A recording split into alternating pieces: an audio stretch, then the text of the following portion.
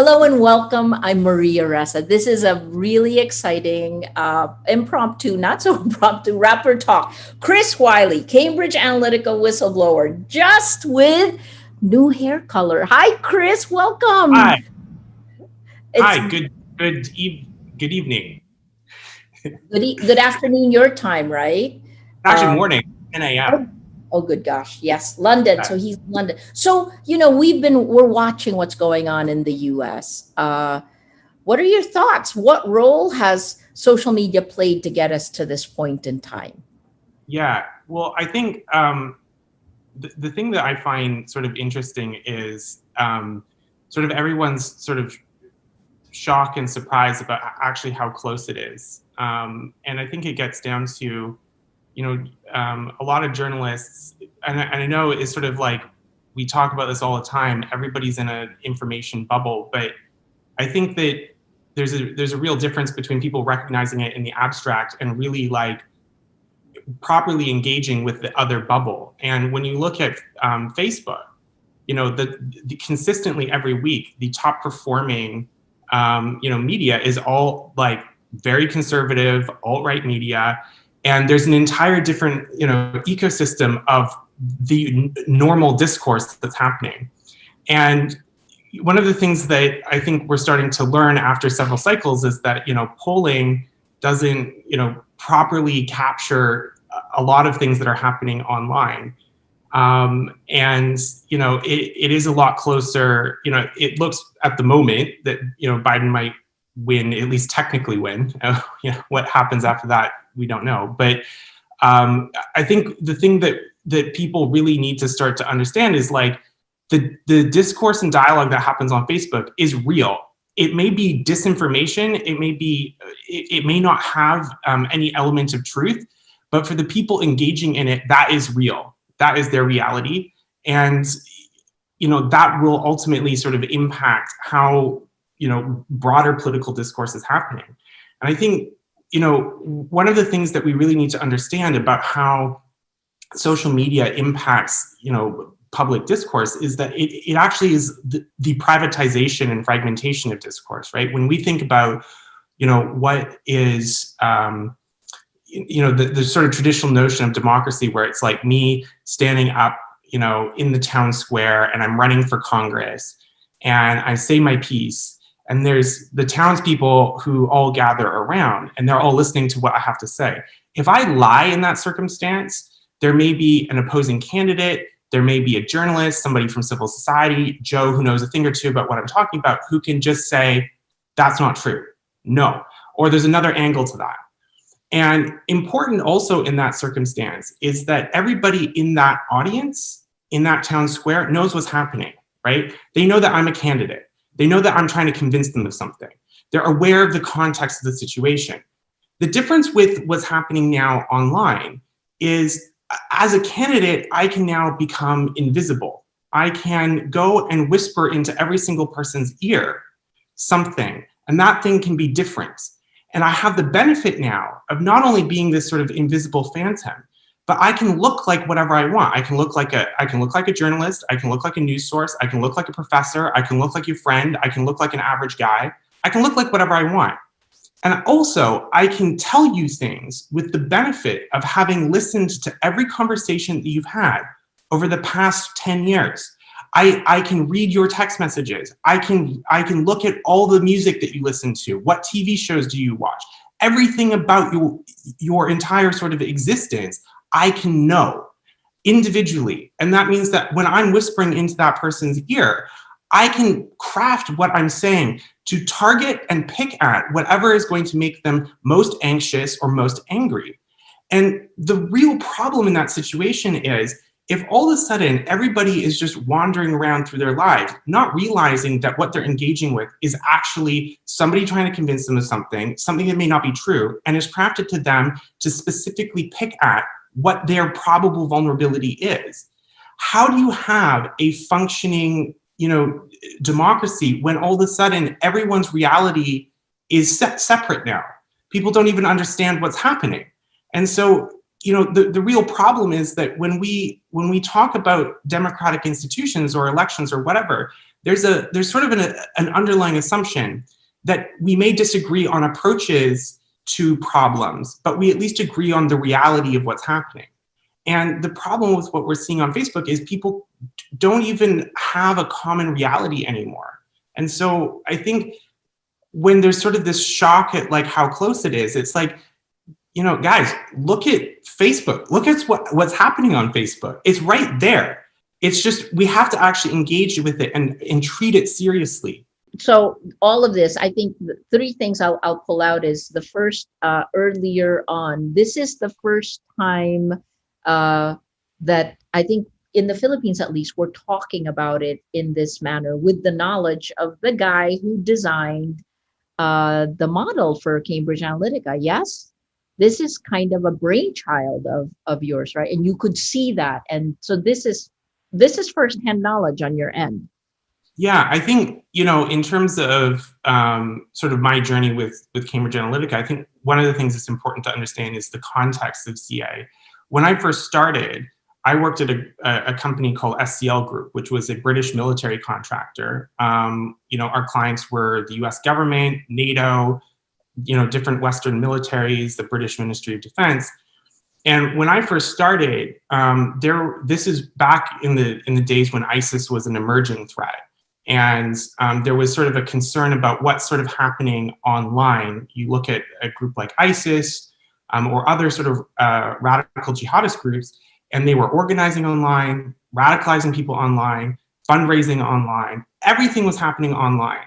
And militaries didn't really sort of understand how to approach this sort of emerging threat. And so the initial work that I started doing was looking at radicalization online. And one of the things that we picked up early on was that the reason, or at least one of the reasons why radicalization is becoming a more globalized problem is because something that a lot of these radical groups, whether knowingly or unknowingly, were benefiting from was these recommendation algorithms on social media. And one of the key findings of when I was working at this military contractor was, you know, Facebook is your ideal recruiter if you're an extremist group. Because what Facebook can do is what used to be very difficult for an extremist, you know, recruiter to do, which is like fracture your communication with other kinds of information sources, and continuously dominate your entire world with propaganda until you just succumb to it. And Facebook does that really quickly. You know, the reason why Cambridge Analytica sort of came into being is because, you know, Steve Bannon, this is before he was the Steve Bannon, when he was just a guy, convinced an alt-right billionaire to acquire the company so that he could take advantage of the research that we were doing in terms of radicalization. And I think that this is a really important point to hit on, is that when Cambridge Analytica became an entity, and when it moved the work outside of North Africa or the Middle East and into the United States, all of that work was inverted. So rather than looking at pathways to extremism with the objective of intervention and making it more difficult or adding barriers to radicalization, what Cambridge Analytica did was use that same kind of target profiling to target the people who would be most vulnerable so that the alt-right could target them with propaganda. And I think there's a lesson here, which is that when we're talking about what's happening in the United States, you know, it's not, in my view, correct to talk about the Trump campaign as a purely political movement. I look at that and I see a campaign that is centered around extremism. I see radicalized people. I see extremists. I see religious conflict. I see ethnic conflict. And I think just because it's the United States, we should not shy away from using this language and these words, because I think the reality is that Americans are human like anyone else, and they are you know, vulnerable to the same kinds of propaganda and information that somebody in Africa or the Middle East or Asia or wherever is. And that what we're dealing with now, and this is why it's particularly dangerous right now, is we are not dealing with a political movement. We are dealing with a radicalized group of people. And if you are radicalized, the notion of the rule of law or following the outcome of an election is not something that is your priority. Right. And I think this is why we're actually in quite a vulnerable situation right now. And I know that people kind of talk about it, but it's like, I think we really need to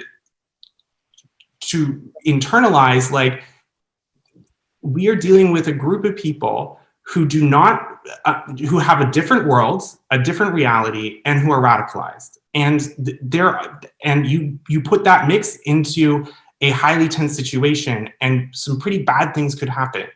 So I'm going to rephrase, because it's always fantastic to talk to you. But the first is, like, I'll simplify.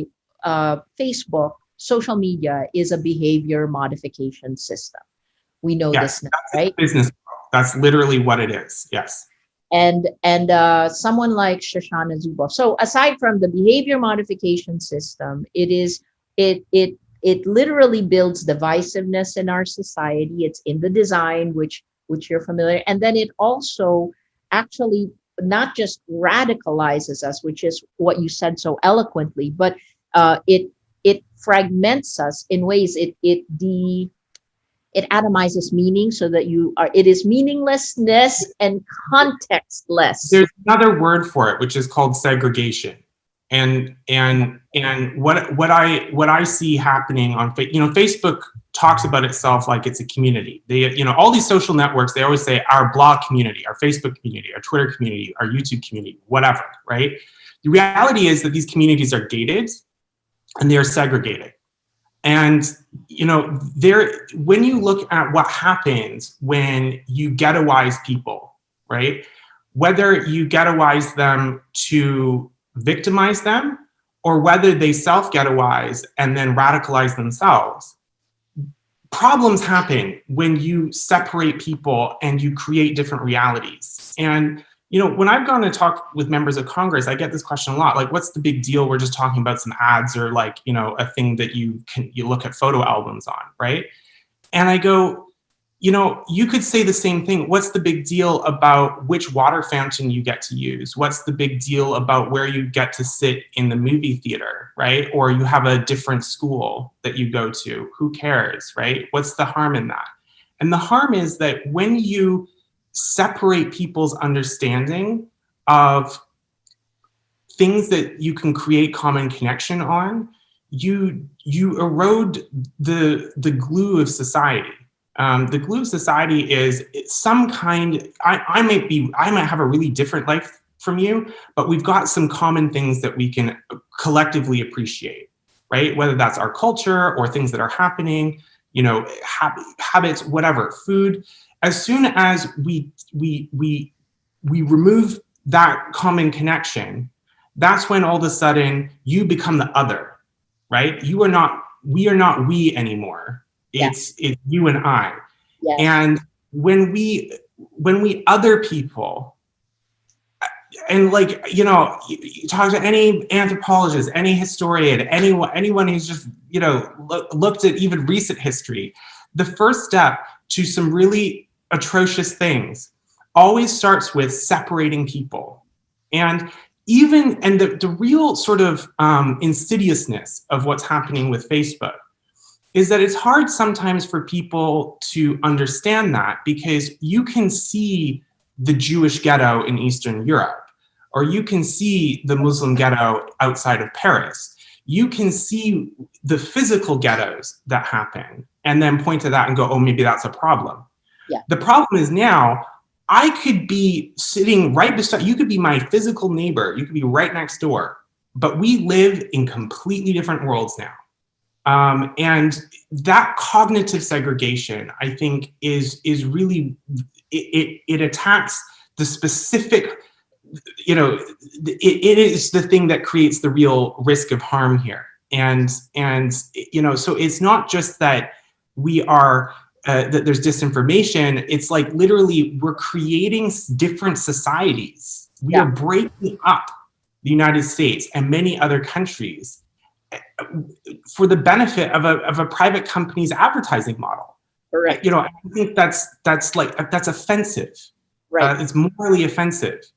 So, for the guys listening, Chris wrote a book called, and I will never say mindfuck, right? I mean, in whatever, Chris wrote this book that outlines all of his journey. But so this time is existential, right? We agree on this. You're saying that basically. I'm putting words in your mouth, Chris, right? This Oh no, is I think I'm very concerned because I think that we are, and it's not just what's happened, it's what could happen in the next 5 to 10 years that I'm very, very worried about, because there is, existential is, I think, the correct word, because there's something very unique happening in human history. And that is that when we've evolved as like a species, tens of thousands of years, we've always evolved in an environment which is passive, right? Nature might affect us, right? When we're out in the forest, we might hunt something or something might hunt us, but the forest itself, nature itself, doesn't have intention. It doesn't plan things for us. But when we look at what's happening right now, people are just starting to put things like Alexa in their homes, right? Everybody has all kinds of tracking devices on their phone. And as we move through this sort of gradual acclimatization to the quote unquote Internet of Things, where, you sit down and start watching TV, a smart TV, and it's watching you back. And you go to the fridge, your smart fridge, which is looking at all of the things that you're eating each day, and it's observing your diet. And all of a sudden, what happens when your TV starts to talk to your fridge about you?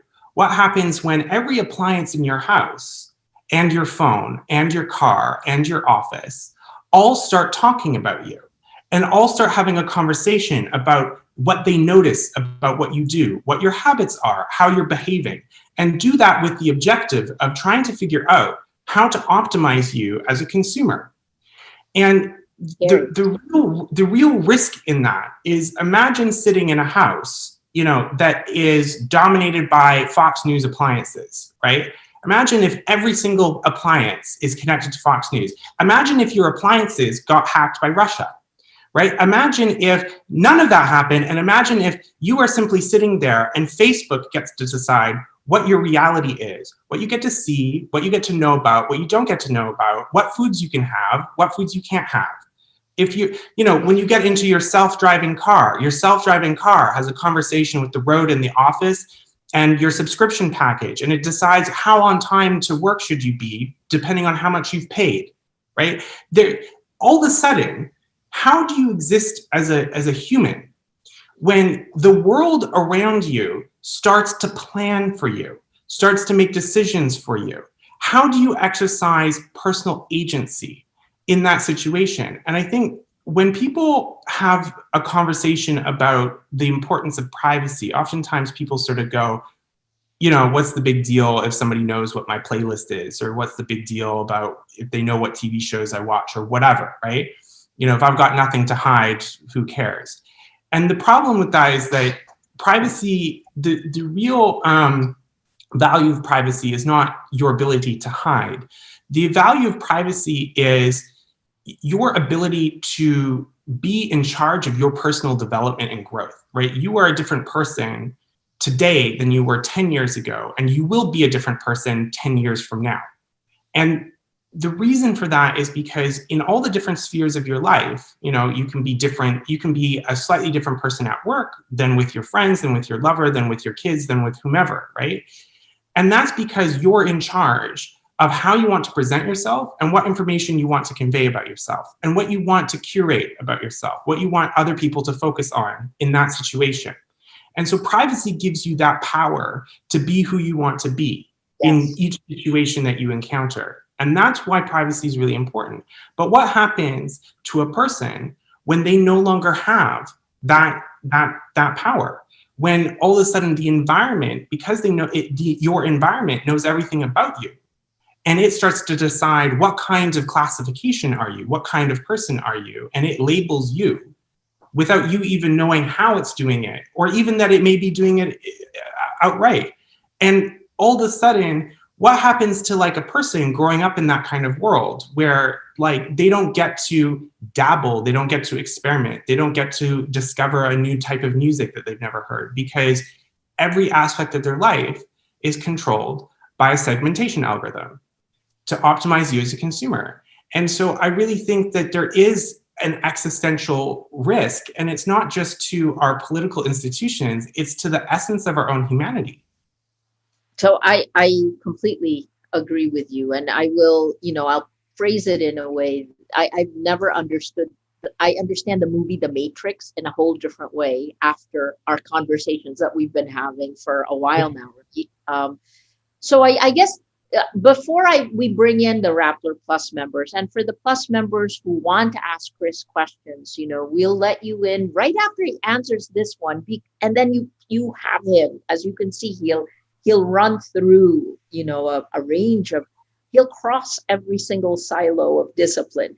I think for me, I want you to know how much Chris has sacrificed, or sacrifice isn't the right word. Shoshana Zuboff called you the information civilization's prodigal son. She wrote this in a paper because you were on the inside using all of these things to actually manipulate, and then you decided you were going to expose it. And when you did, it opened up the Cambridge Analytica scandal. Carol Cadwallader, who a common friend of ours, who then began the real Facebook oversight board that is demanding some kind of real emergency action from Facebook right now, right? But I guess in that one, you mentioned earlier that this is the first time you'll probably be on Facebook. You're being live streamed onto a Facebook closed group right now, right? So what have you given up in being the whistleblower? What have you learned in this time period? Yeah.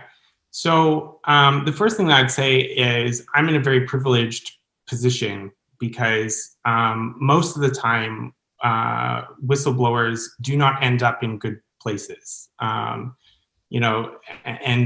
I am not in prison. I'm not under, I'm not currently engaged in any lawsuits or, investigations or whatever. So I have the complete luxury of having my freedom and my voice and my platform.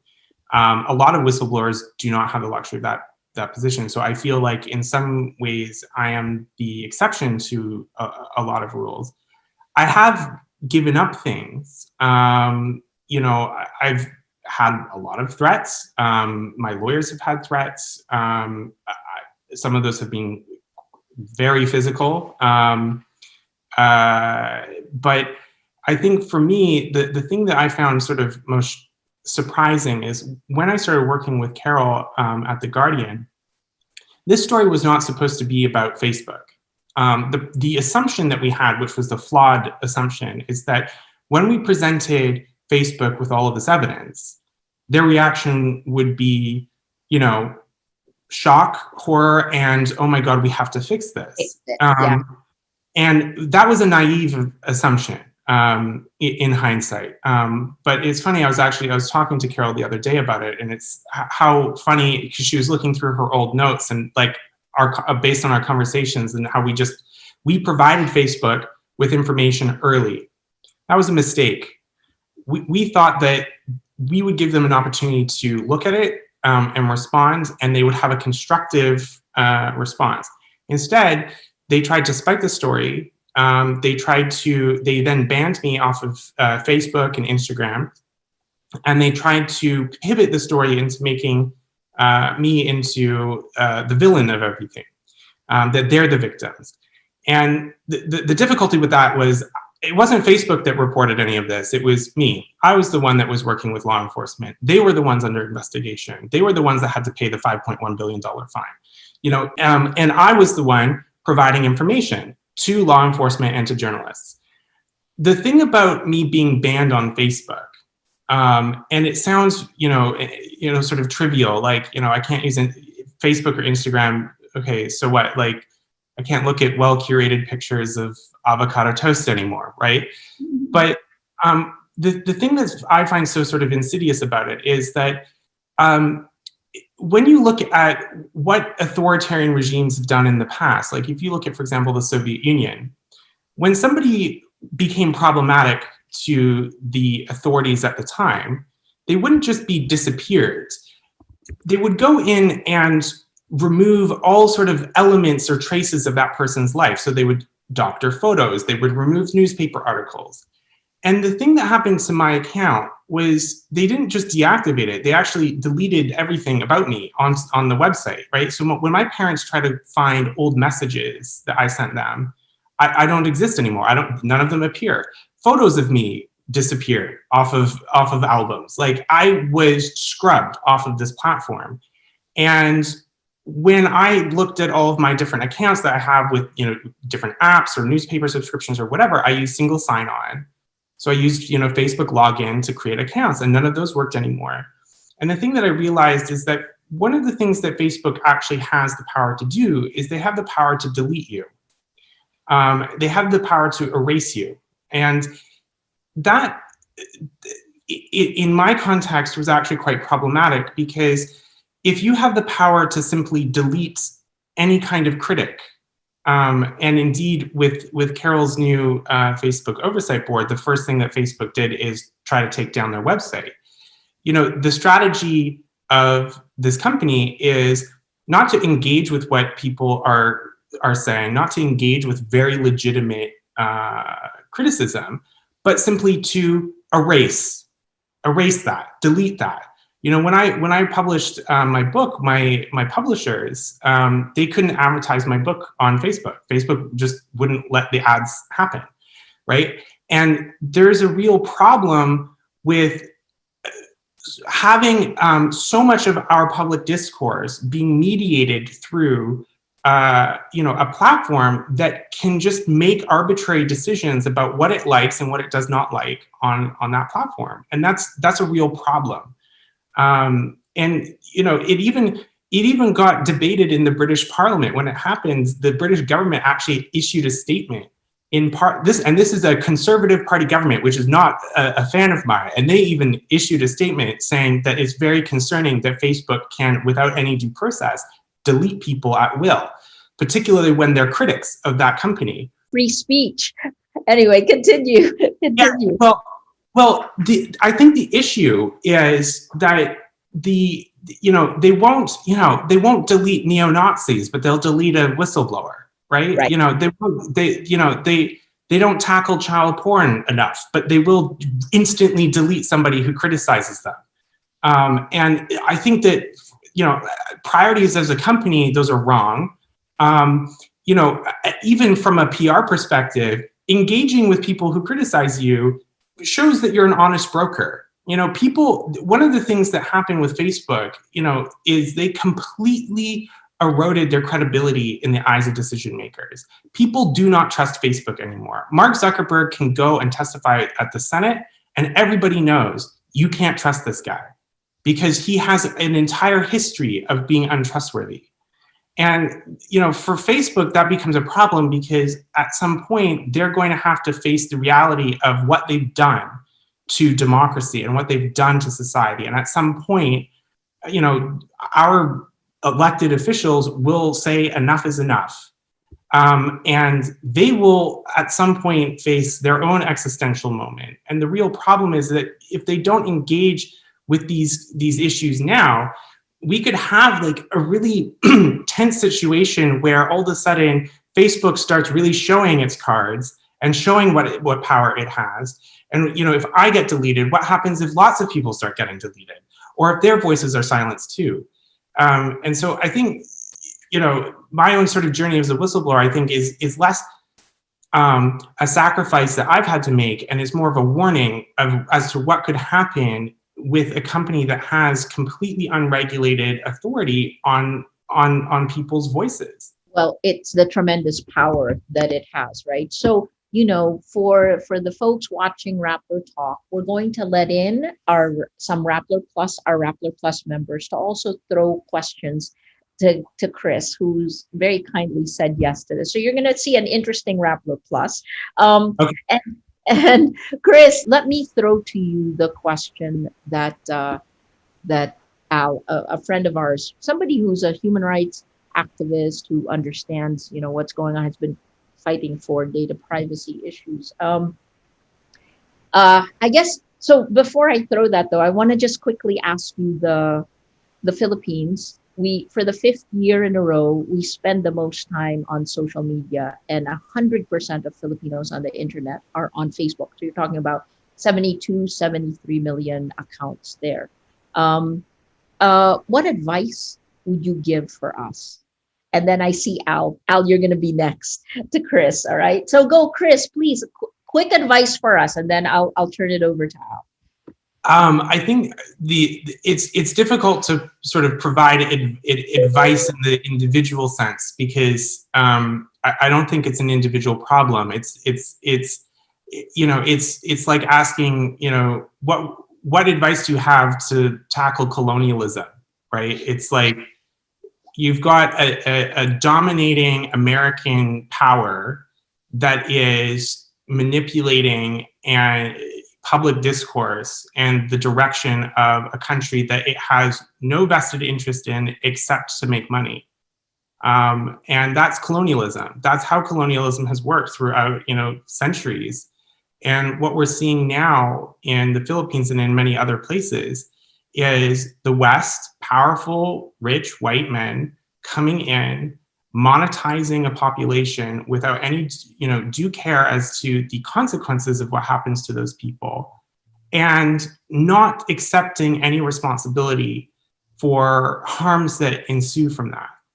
And so if I was to say, what sort of advice do I have? It's to look at this not as an individual problem, that this is not about how can you protect yourself when you're online, and rather to look at this as a systemic issue. This is what colonialism now looks like online.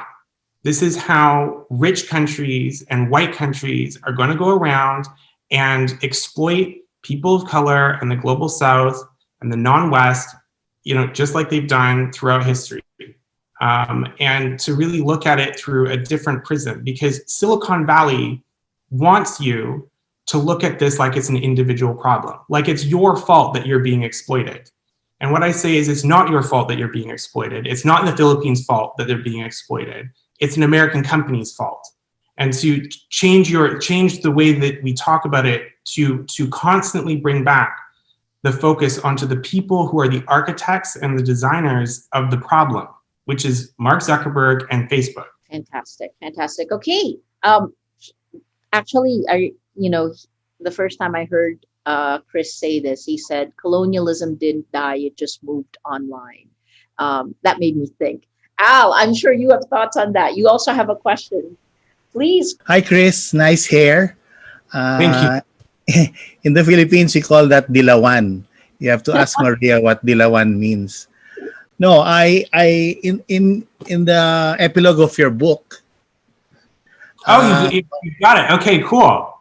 Yeah. You did mention a note on regulation. So that's where I wanted to ask you about what's your take about what's happening now in Congress and DOJ with regards to GAFAM and big tech.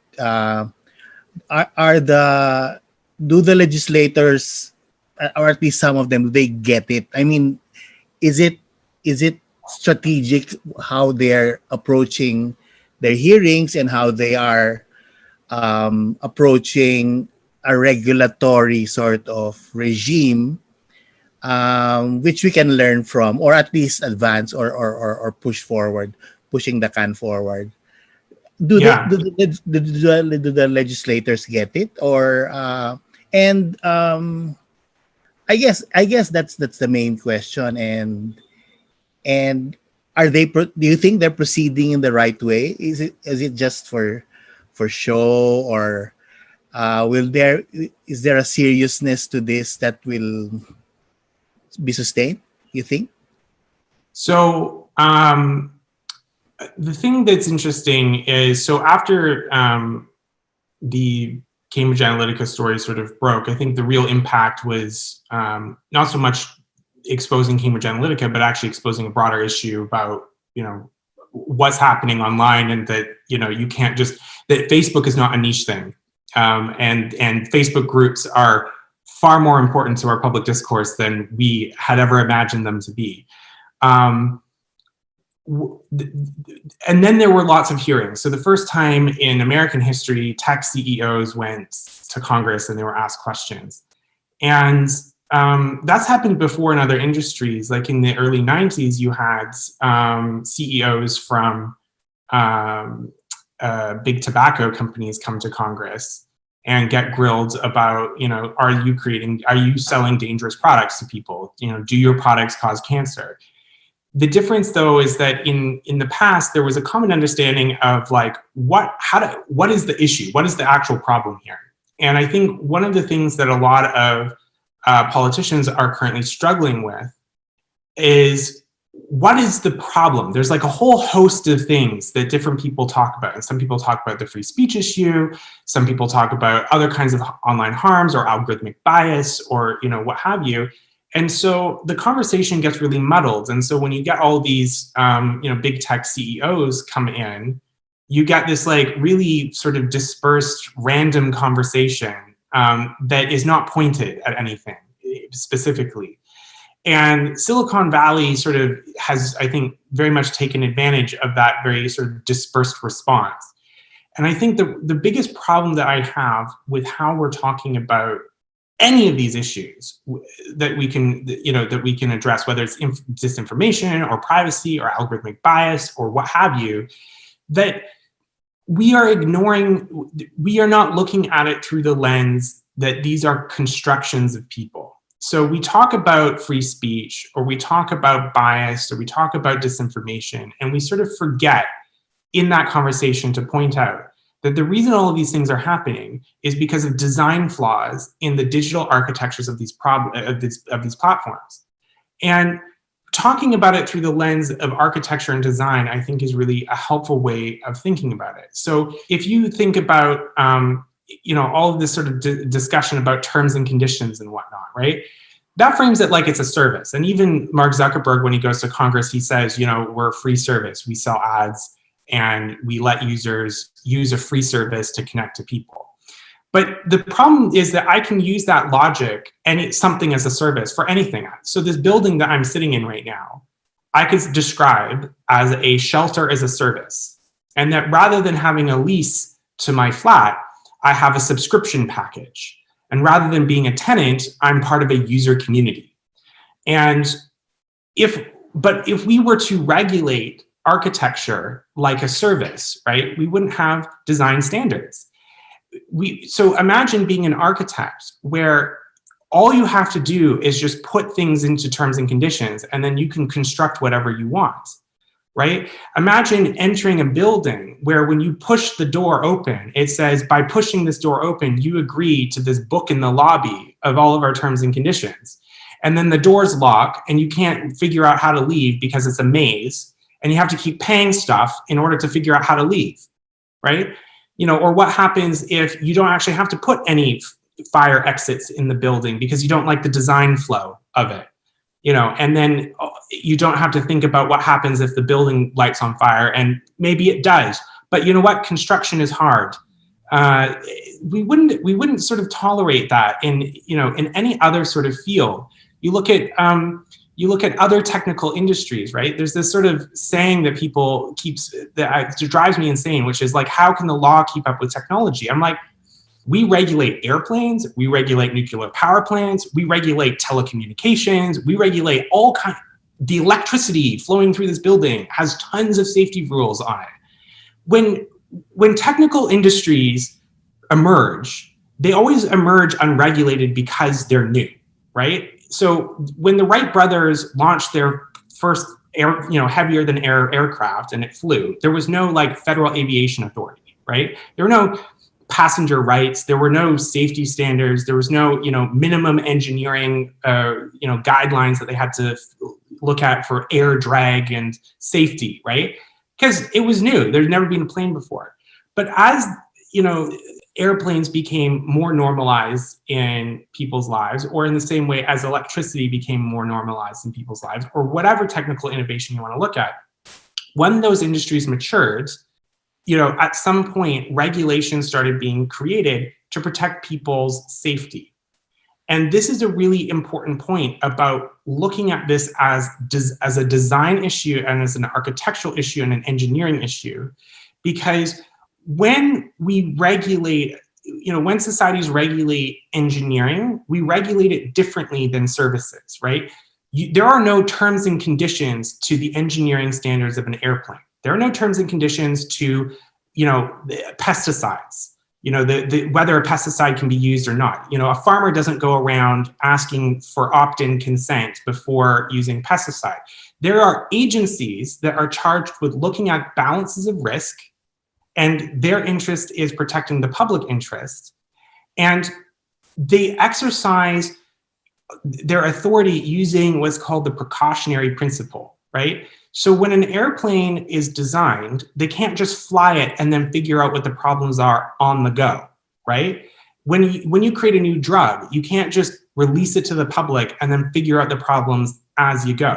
Same with electricity, same with building a building, same with pretty much everything in society. The only exception to that norm right now is software and digital platforms.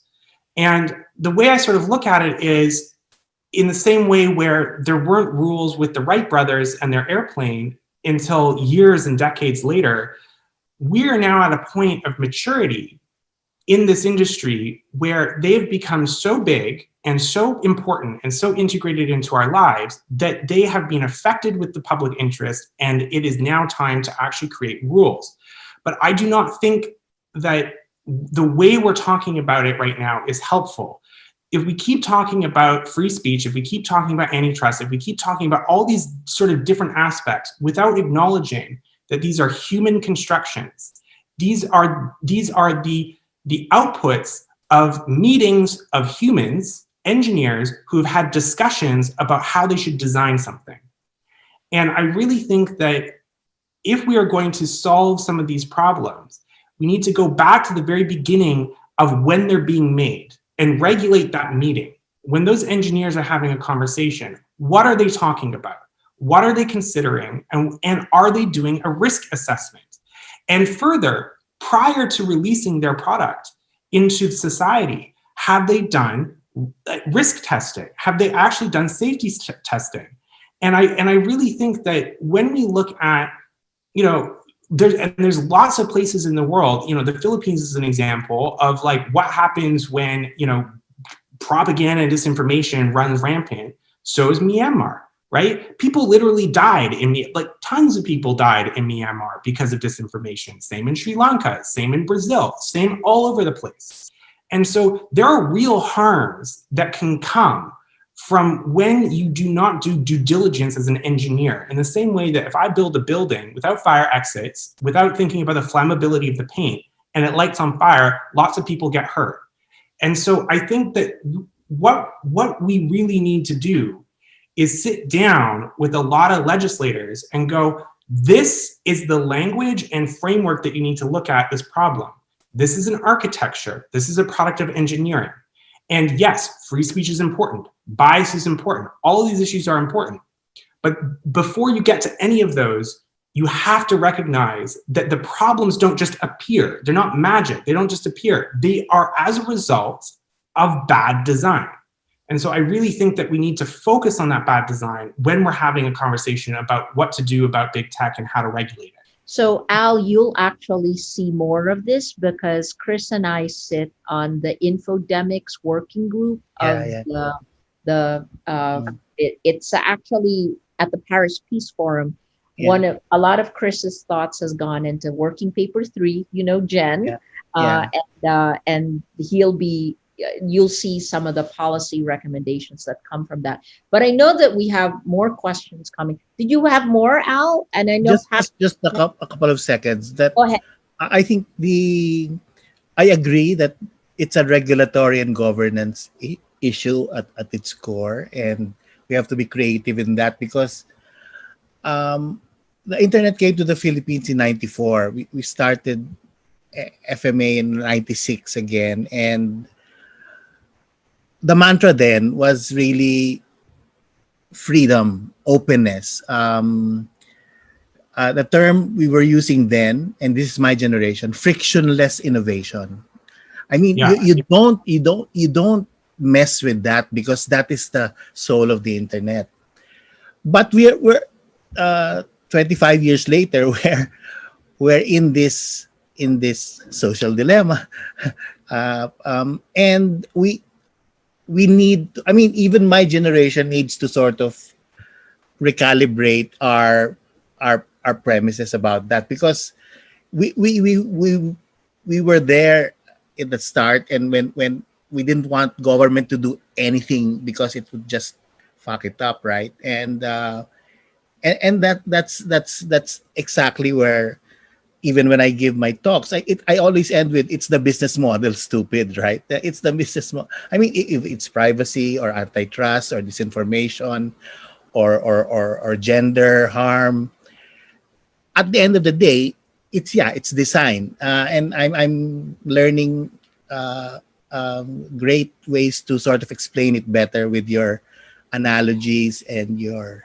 So thank And you. when it's when you say, you know, frictionless internet, the thing is, it's not frictionless even right now. It creates a lot of friction for truth, Yeah, right? yeah, It's frictionless for disinformation. And the thing that I'd say is the essence of the spirit of the internet, which is like you can sort of do what you want and you can explore and you can meet people, or you can, you know, that freedom is actually being eroded by the current model. Because if you think about the outcome of segmentation, the outcome of, you know, the algorithmic reclassification of society and then separation of society, that sort of, you know, spirit of the internet about meeting people, discovering things, has gone away because of this new sort of theory of design, which is that we should separate everyone out into lots of separate little things, and they all then, you know, get amplified content and et cetera, et cetera. And so the thing that when I tell people who are sort of those like sort of classical internet libertarians, and I go, yes, but the new government is just Facebook. You know, you don't want a state, you know, regulating, you know, your forum or whatever, but like Facebook does. The effect is the same. And actually it's worse because they're integrating this into the design. And, you know, this notion of friction, it's like, well, there's going to be friction no matter what. Friction is an element of design. You can't have, there's no such thing as frictionless design. So it's like frictionless for what, I would say. And right now, it is frictionless for a lot of the bad things that we don't want. And it's a really, there's a lot of friction for truth. You know, disinformation spreads 7 times faster. And that's because, you know, if you think about like being a human, you know, 20,000 years ago, if you were standing in a field and there was the most beautiful sunrise you've ever seen, and then there was a rotting dead body beside you, what are you going to look at? You're going to look at the dead body. You're going to ignore the beautiful thing, and you're going to obsess over the fact that there's a dead body there. And the reason for that is because if we didn't evolve with a disproportionate attention to threat, we may be under threat ourselves. The thing that killed that person might come and kill us. So we are preconditioned to pay disproportionate attention to things that make us upset or angry or just generally negative, because that historically was prophylactic. It kept us safe, right? And the problem is that we've now constructed an entire environment which is like geared towards picking at that as much as possible. And that's a real problem, because it creates frictionless communication for all of the worst things for people. And so you know, when I hear this sort of word frictionless internet, I go, frictionless for what and for whom? No. And we know this now, right? The other thing that you said early on was, oh my gosh, dehumanization. That's the other part that it does as well, right? The Yeah. attacks that have come on. We have, why don't we, because we're running low on time, Patrick, ask your question, and then Lot, ask your question, and then Chris can answer both. Go ahead, Sorry, I Patrick. ramble a lot, so I'll try to be more condensed. Hi, Chris. Hello. Thanks for your time with us. I'm a mathematician and I'm into coding as well, so I can appreciate what you did for Cambridge Analytica. Now, I just want to say it really bothers me right now how close the US election is. And despite all the unacceptable things that President Trump did, the election is not a landslide against him. And it's scary that he still has a chance right now at a second term. So now more than ever, we can see a deep segregation within the US population. And it made me think that probably Cambridge Analytica was successful and the US has no shared public reality right now. So here in the Philippines, we'll have a presidential election in 2022.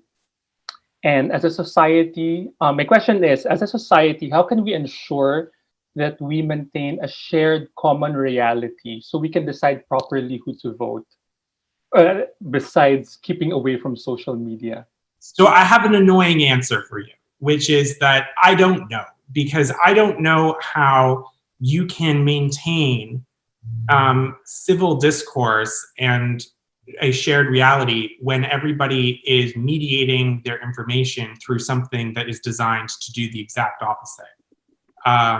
And this is where I really, and it is particularly a problem for countries that are not the United States, because, you know, frankly, you know, engineers in Silicon Valley are not constantly thinking about the Philippines. They're not constantly thinking about Myanmar. They're not thinking about Sri Lanka. They're not thinking about South Africa. They're not thinking about Brazil.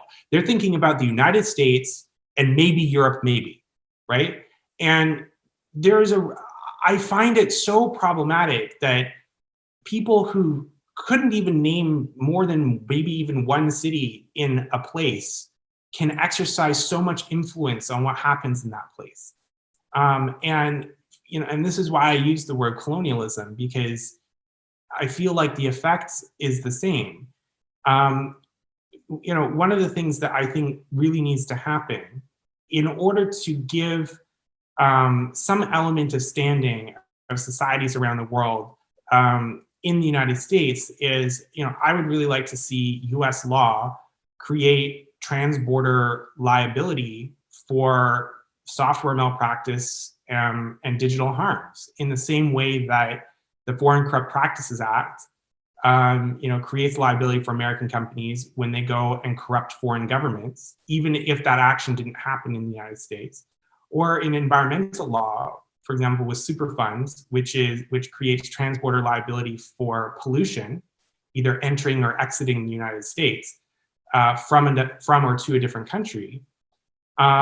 You know, if you look at, for example, superfunds, there have been instances where the EPA applies a fine to, for example, a Canadian company that has no US operations, and then goes to Canadian court to try to enforce that US fine.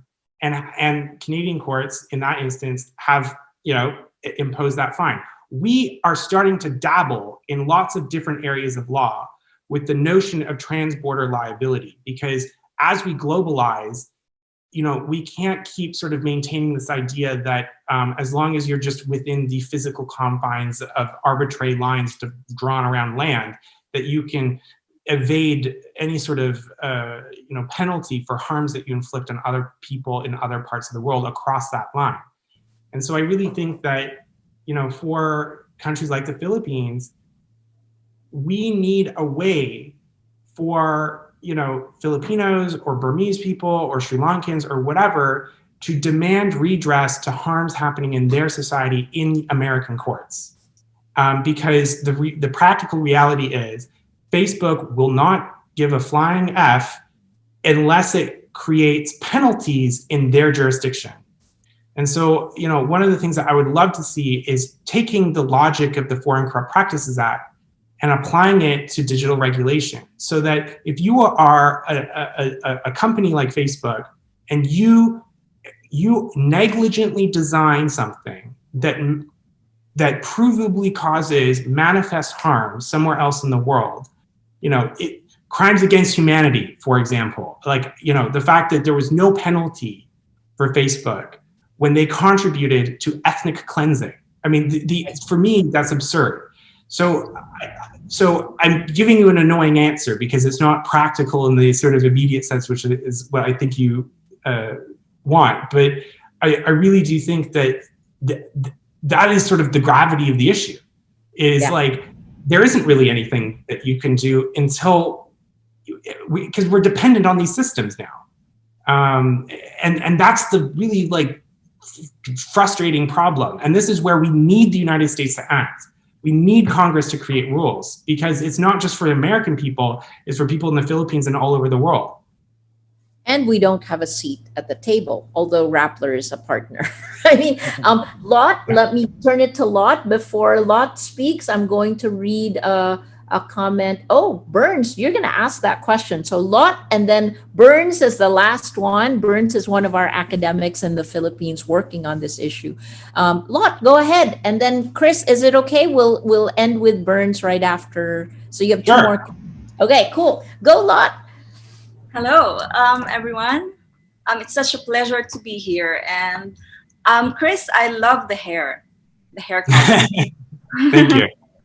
And well, I was supposed to ask something about your opinion on the elections that's coming in 2022 in the Philippines, but Patrick already asked you about it. So my other question is, did you try to collaborate with other geeks like you about how to somehow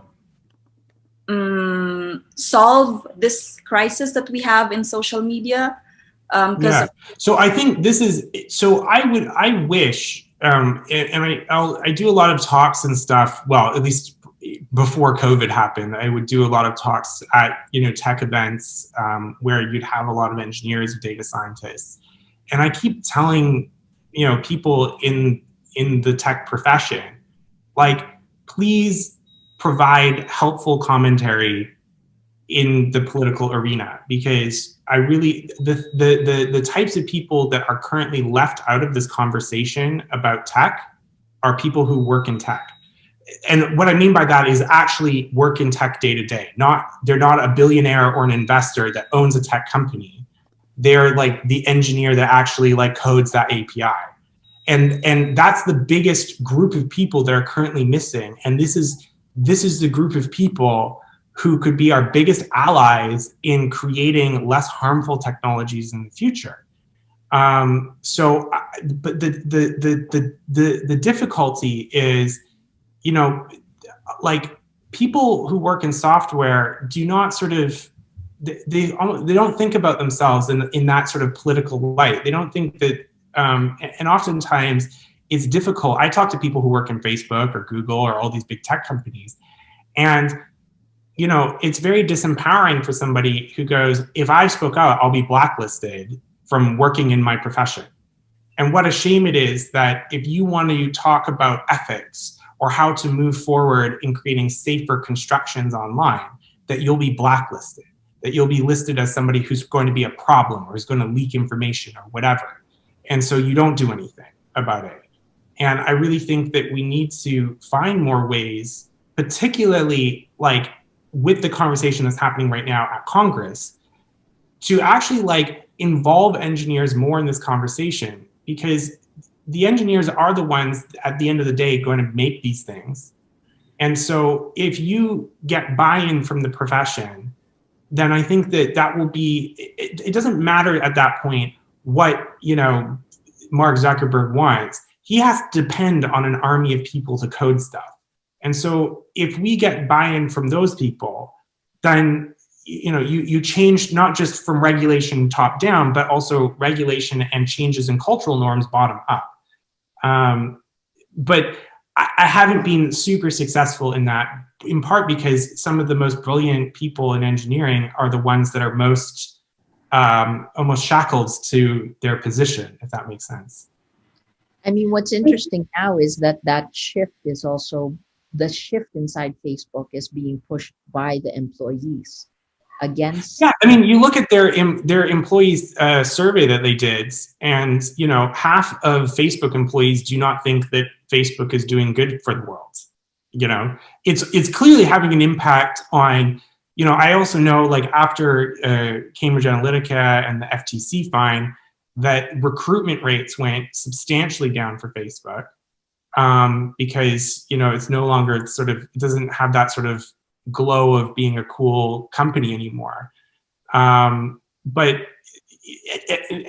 this is almost what I find so bizarre about the whole thing, is that there's a lot of people even inside of Facebook, which I think is like the worst offender of the law in terms of like disregarding basic moral norms. There's a lot of people in that company that don't want it to be that way. And the real difficulty that we have is that there's some pretty stubborn people, very senior in the company, who just don't want to admit that they've really, really screwed up. And that their sort of ideological vision of the product that they want to build isn't the reality of what they've built, and will never be the reality of what they've built. And that actually this sort of ideology of like, moving fast and breaking things is like a huge problem, because what happens if you break society in the process? And that actually maybe software engineers need to start thinking like that, that actually rather than move fast and break things, let's maybe move slower and fix things before they, blow up and, create the Trump presidency or contribute to ethnic cleansing. Right. No. Okay. So I know we're running low. So out of time. Burns, sorry to interrupt you, right? Burns, please, you get last questions. Go ahead and tell us the what you had written in the chat, and then go ahead and ask. No, actually, I agree with a lot of the points that has been raised already. And Chris, thank you so much. It's actually it's a breath of fresh air, this forum, in a way. Probably not really a question, but because I'm more about execution and also how to kind of be like a soldier in this war, whatever, because it is a war, actually. And I was thinking about what you said about reaching or having conversations or dialogues with the engineers, which I think is actually a good point, because that's something like me personally, I never really thought about it. I was more about, like everyone else. But, and also a tech investor or a shareholder or an executive in a big tech company, they're not tech people. They're just owners of tech things. They're monetizers of tech. They're not actual tech people. Business development. And so I was thinking that should the conversations then and the dialogues with them, I'm trying to see how to, let's say, if we want to have that kind of conversation or like hold activities in that sense, and it might be a very basic question, but how do you think should we reach these kinds of people? Or like, how do we talk to them? Like, is it about the values thing? Is it do we talk about basic? I mean, it's not basic actually, because these are actually values that we should have before. Like when I do something, I think about my own personal principles, ideals, ethics, whatever. But because of like the disruption, like not disruption, like how tech wants to be disruptive, like be the first to do this, to do that, etc. How then can we kind of like slow things down? And of course, it's also the business model, because I'm very sure most of the people who, or like, let's say engineers, they do have to work for a living. So how do we also like kind of support that? No, stop your job, but you have to go on living. Our architects and engineers in the physical world have to make a living too, but that doesn't mean that they have to make bridges that collapse, right? Okay. And I say that because when you look at how physical engineers, so whether it's electrical engineers, chemical engineers, civil engineers, and also architects, when they go through their education right? Different things happen. A big part of their job is safety, right? The reason I can call myself an architect or an engineer or whatever is because I know how to make this thing safe. I know how to build a bridge that won't fall down. I know how to build a building that even if it lights on fire, will not kill everyone inside. Or even if there's an earthquake, will not collapse. That is why I can call myself this thing, engineer, right? And before anything else, before like you can make something cool or you can use some new like metal alloy or whatever, it's I make things that don't fall down. That is what my job is, right? In software engineering, we don't have that. So, and it's in part because when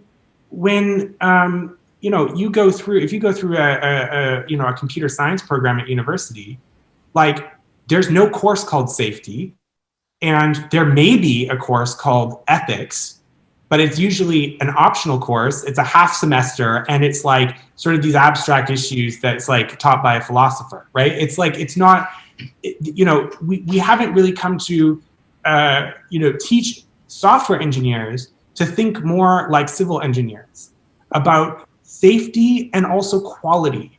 And it's not just that it can make lots of money. Like, you know, an engineer, a physical engineer could make lots of money by creating really crappy buildings and bridges everywhere that fall down. But, you know, a lot of them don't want to do that because it's sort of, it's not who they are because they're an engineer. Like the point of an engineer is to build something that's safe and has an element of enduring quality. And, you know, I think really changing the mindset of engineers will ultimately start with like how engineers are taught, software engineers are taught, and, you know, and taking a page from physical engineering. And also, you know, when it comes to you know, types of regulation, one of the other things that I think is missing from the conversation broadly is we talk a lot about bottom, or rather top-down regulation of tech companies. But the thing that I think really is missing is regulation of software engineering as a profession, requiring, you know, engineers to have a professional code of conduct with consequences. You know, if you're a lawyer or a nurse or a physical architect or engineer or whatever, and your employer asks you to do something that is unethical or unprofessional, even if it's technically legal, you are obligated by your professional body that governs your ability to work to say no. And if you don't say no and you're caught, you may be disbarred from practicing in your profession.